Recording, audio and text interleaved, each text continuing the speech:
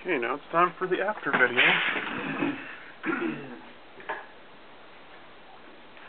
A little different, huh?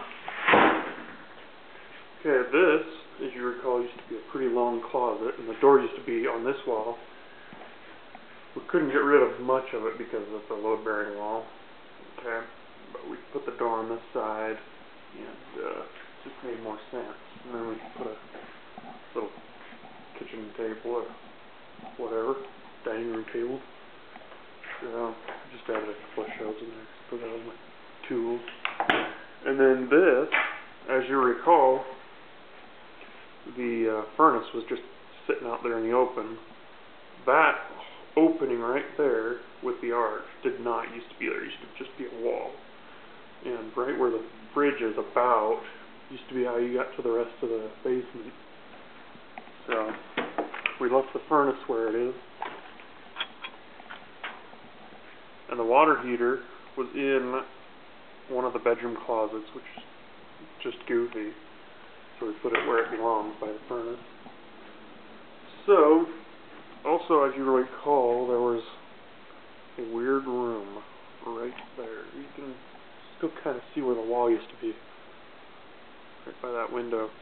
So we just knocked out that wall. Don't worry, it wasn't a load-bearing wall. And then we kept part of the closet and made it look pretty. We added a couple of three-way switches. So if you want, you can turn the kitchen light on from here or there. Also, for these ones, you can turn on here or here. And here's the laundry room. Well, not really a room, but in the hallway. And bathroom. Added plenty of light in here. See. Somebody could just come in here and pluck their eyebrows till their heart's content. Plenty of light. This bedroom, not a whole lot, mostly just paint and carpet. This is the bedroom that had the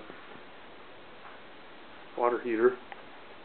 Still has the gas line in there, but yeah, it's okay. I'll just have to make sure they don't turn it on. So, yeah, this is where you used to be able to get to the rest of the house. So we covered that. We put a wall there.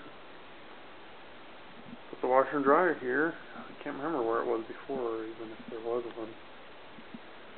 But, yeah, that's it. Cute, huh?